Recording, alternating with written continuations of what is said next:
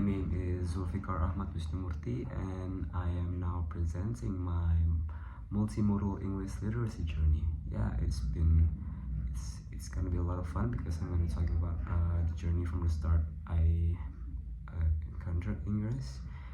encountered English first when I was a little kid. I actually encountered a show called World on Disney Channel. It was the first encounter before even school, so that was my first ever encounter in English, basically. Early cultural context, how my local culture influenced that exposure is through my mom and basically my whole family, but it's mostly my mom who introduced me and helped me with the English stuff, talking, writing, and everything. And yeah, that's my mom in the picture.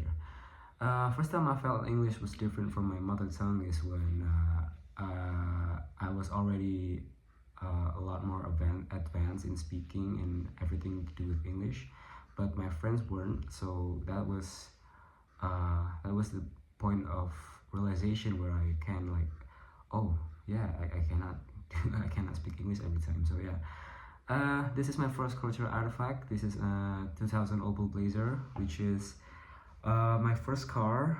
When I was a kid, my dad used to take me on a ride and play some music to me that was mostly English songs. And here, more cultural artifacts. The second one is going to be an album by Metallica, Master of Puppets, and a game, Grand Theft Auto, played online with a lot of international friends. And third cultural artifacts will be the Aljaru, which is one of the guys who introduced me to music, and the sideman who actually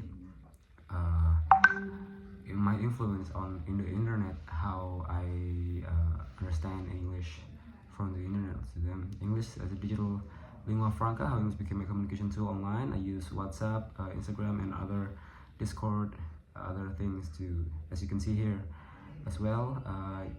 I talk to a lot of people using code switching moments. This is part of it. I'm using have fun and cantik at the same phrase while talking to my girlfriend. And yeah, that's it. Yeah, it's a fraction of what I do. And the fourth cultural artifact is my own Instagram account, because this Instagram account is mostly, when I post, it's all of the captions are in English, and everything was in English in this post. Yeah, emotional expression in English. I use the social media post that I post on Twitter when I was feeling down, and yeah, you can see some phrases that I speak a lot more comfortably in English to express my emotion. Even talking in my head, I use English. So yeah, I do these things as also this. Was it hard? I hope I saw a cool phrase in one of the books I was reading in class, so yeah, I highlighted it as well. So that's my emotional expression in English, as you can see here. I think we can continue to the next slide. I can't stop talking about this. Okay, when I felt like a real English user, you can see this fifth cultural artifact. I use an elevator because that was the first time I encountered a foreigner, and I talk about it's in a hotel elevator, and it's a foreigner from France, and we talked about something. I can't remember what it is, but yeah. The intercultural encounters, a moment of interacting with non-Indonesian context. I was a speaker on my aunt's, I think it was a show or a seminar, and I was talking to this man, John Chu. He was a Singaporean. I talk about the pandemic and how it affected me in my junior high school times. So how cultural difference, how language played a role is very significant, because a lot of my culture introduction is through English, because I traverse around in the internet. So yeah, I gave a lot of my information through the internet, so English language played a lot of role in it. My identity now is I am basically a mix of digital culture, Indonesian culture, and a global culture. A lot of this culture has shaped me to what I am today, and yeah, it's a lot of things. It's a lot of times.